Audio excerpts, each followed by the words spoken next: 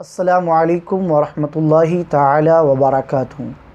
Islamic معاشرہ YouTube channel دیکھنے والے تمام ناظرین حضرات،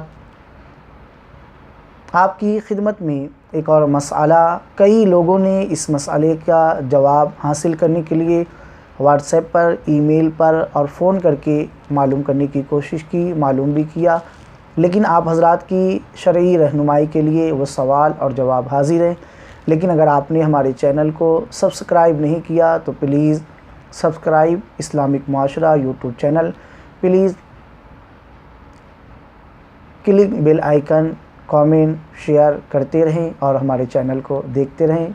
تو جواب کے سے پہلے سماعت فرمائیں۔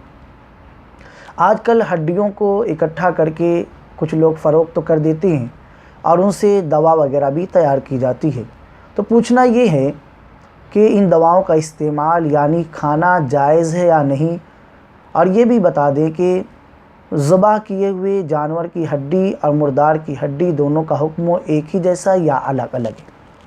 پہلے تو آپ یہ سماعت فرمائیں کہ جو جانور ہمارے لیے کھانا جائز ہے ذبح کر کے، تو ان کی ہڈیاں اگر دوا میں استعمال کی جا رہی ہے تو اس کو بالکل استعمال کرنا جائز ہے۔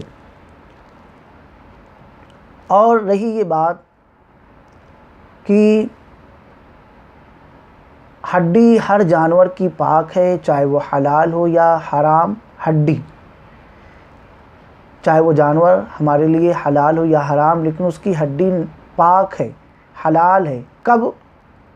جب تک وہ ذبح کیا ہو یا وہ مردہ ہو، لیکن کیسا؟ جب کہ اس ہڈی پر مرے ہوئے جانور کی کچھ بھی رطوبت نہ لگی ہو، یعنی نہ خون لگا ہو، نہ چربی لگی ہو، بالکل وہ سوکھ چکی ہو، تو اب وہ ہڈی ہمارے لیے حلال ہے، حرام نہیں، سوائے خنزیر سور کے کہ اس کی ہر چیز ہمارے لیے ناپاک ہے۔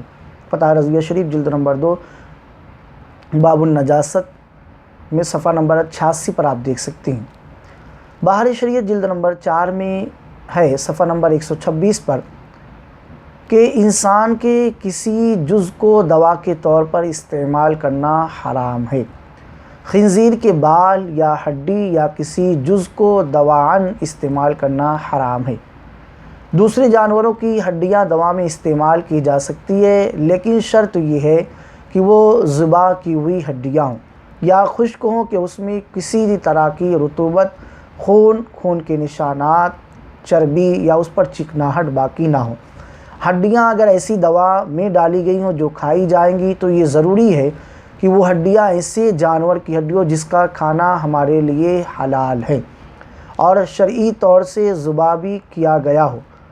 مردار کی ہڈی کھانے میں استعمال نہیں کی جا سکتی ہے، لہٰذا آج کل دواؤں میں بہت زیادہ ہڈیوں کا استعمال کیا جا رہا ہے۔